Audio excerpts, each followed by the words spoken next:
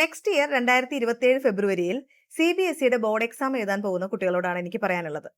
നിങ്ങൾ ഈ വർഷം ഈ മെയ് മുതൽ കൃത്യമായി പഠിച്ചു തുടങ്ങുക. കൺസിസ്റ്റന്റ് ആയി പഠിക്കുക. അതിനുവേണ്ടി ഒരു ടൈം ടേബിൾ ഉണ്ടായിരിക്കണം. എന്നും എങ്ങനെ പഠിക്കണം, എത്ര സമയം പഠിക്കണം, എങ്ങനെയായിരിക്കണം എൻ്റെ സബ്ജക്ട് ഡിവിഷൻ, ഏതൊക്കെ ഡേയിൽ എന്തൊക്കെയാണ് ഞാൻ പഠിക്കേണ്ടത്, ഇത്തരത്തിൽ കൃത്യമായി ഓരോ ഡേയിലും പഠിക്കേണ്ട സബ്ജക്ട് ഡിവിഷനും വീക്കെൻഡിൽ ഞാൻ എന്തൊക്കെ ചെയ്യണം എന്നുള്ളതിൻ്റെ ഒരു കൃത്യമായ ധാരണയും നിങ്ങളുടെ മനസ്സിലുണ്ടായിരിക്കണം.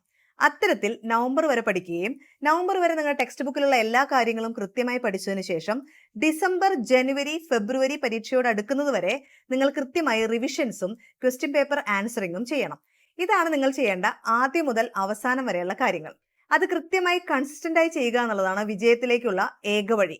അതല്ലാതെ ഇനി നവംബറിലോ ഡിസംബറിലോ വന്നിട്ട് എൻ്റെ ഒന്നും പഠിച്ചു തീർന്നിട്ടില്ല, ഞാൻ ഇനി എന്ത് ചെയ്യും, ഇത്രയും കുറച്ച് സമയം കൊണ്ട് ഒരു ക്രാഷ് കോഴ്സ് കൊണ്ട് എല്ലാം കൂടെ പഠിച്ച് നല്ല മാർക്ക് വാങ്ങാൻ സാധിക്കോ എന്നൊക്കെ ചോദിച്ചാൽ അതിൽ നിന്നും കിട്ടുന്ന റിസൾട്ട് വളരെ പരിമിതമായിരിക്കും.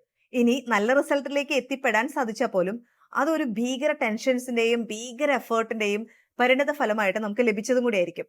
എന്നാൽ ഈ നല്ല മാർക്ക് നമുക്ക് കൺസിസ്റ്റന്റ് ആയി സമാധാനമായി ഡെയിലി പഠിച്ചുകൊണ്ട് എത്തിപ്പെടാനായിട്ട് സാധിക്കും. അതിന് കുറച്ചും കൂടെ ആയുസ്സും ബലവും കൂടും, നമുക്ക് നല്ല മനസ്സമാധാനം ഉണ്ടാവും. സോ അതുകൊണ്ട് നിങ്ങൾ ഈ മെയ് മുതൽ തന്നെ നിങ്ങളുടെ പാഠപുസ്തകം കുറച്ചായി പഠിച്ചു തുടങ്ങാം. ഡെയിലി ഒരു 2-3 മണിക്കൂർ പഠിച്ചുകൊണ്ട് കൃത്യമായി ടൈം ടേബിൾ അനുസരിച്ച് പോകാനായിട്ട് നിങ്ങൾക്ക് ഈ വർഷത്തിലേക്ക് മുഴുവനുള്ള ഒരു ടൈം ടേബിൾ ഞാൻ പ്രിപ്പയർ ചെയ്തിട്ടുണ്ട്. ഈ ടൈം ടേബിൾ നിങ്ങൾക്ക് ആവശ്യമുണ്ടെങ്കിൽ താഴെ ടൈം ടേബിൾ എന്ന് കമന്റ് ചെയ്യുക, ഞാൻ നിങ്ങൾക്കത് അയച്ചു തരാം.